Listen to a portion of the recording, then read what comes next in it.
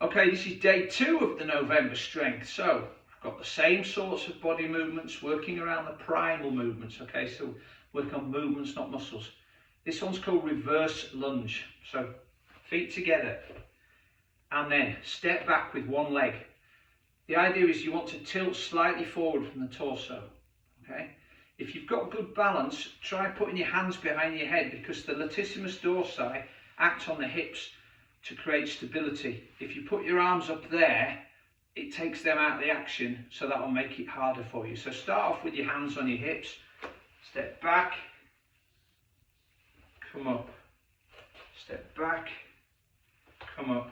And then if you get better at that and you want to challenge your balance, step back, come up, step back, come up. I think you've got 10 of those, or 20 in total, which is 10 per leg. Okay, for the shoulders, a pushing movement. We're doing shoulder press. So, still building up your strength, you can do a goblet squat, start off, and just push both arms up together above your head.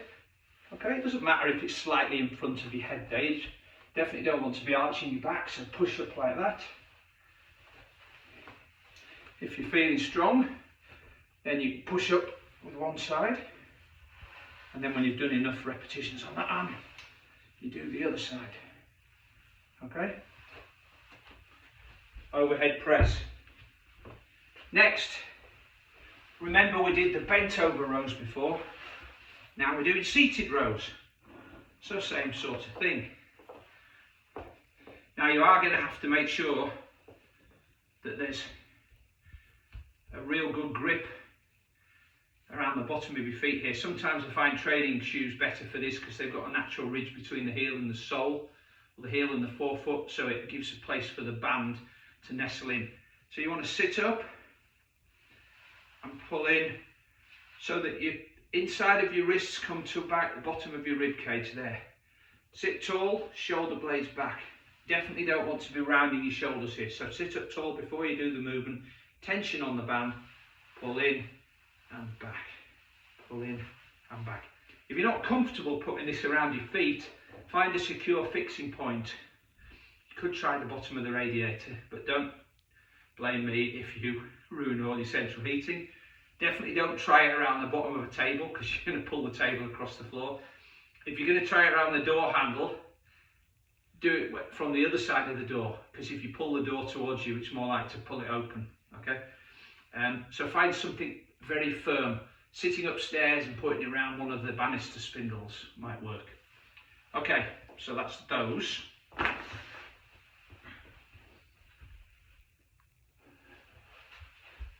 So these next ones, where's it gone? These are called lateral slides.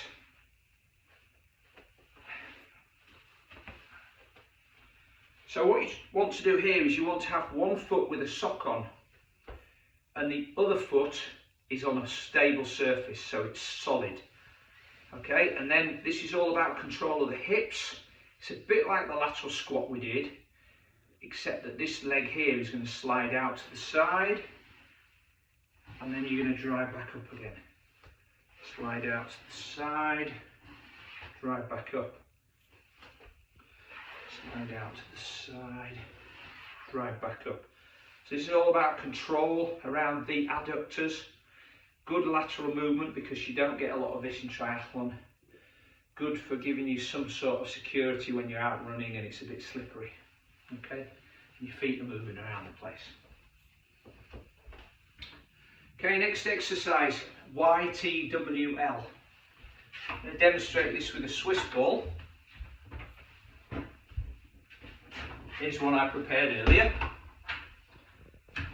Beth doesn't get that little joke, but you will, won't you, folks? Okay, so on the Swiss ball, you can put your knees on the floor or just rest your toes. Form a Y, arms out to a T, then to a W, and then squeeze your elbows back to your side to form an L.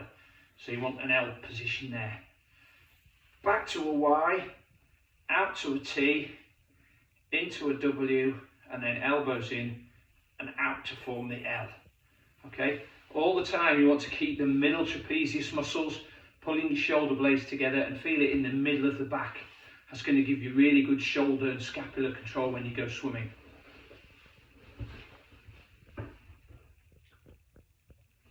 Right, this next one's called step overs.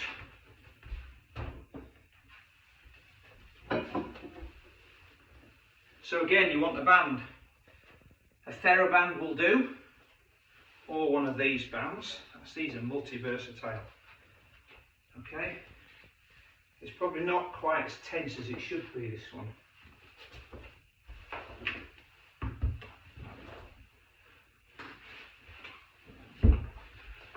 So we use this is a TheraBand. Take your TheraBand.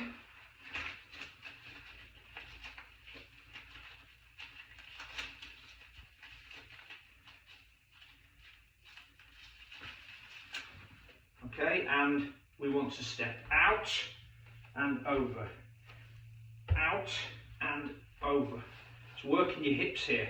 Okay, so you want to go over like you're stepping over a hurdle. So it's not just a shuffle, you actually have to lift your leg up and over. Okay, again, lateral stability and control around the hips.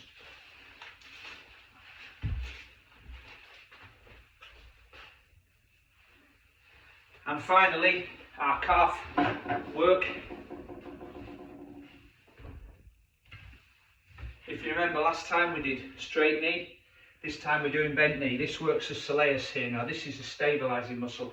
It works when you're cycling. This is the muscle that gets tired and then causes that Ironman shuffle because you just can't get the ping into your calf and ankle complex. So knees bent. And then continuing to keep the knees bent, just come up onto your toes.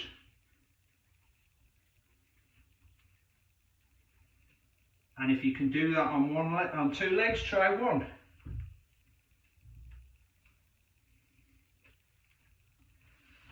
As with the previous straight leg calf raises, 25 on 2 feet.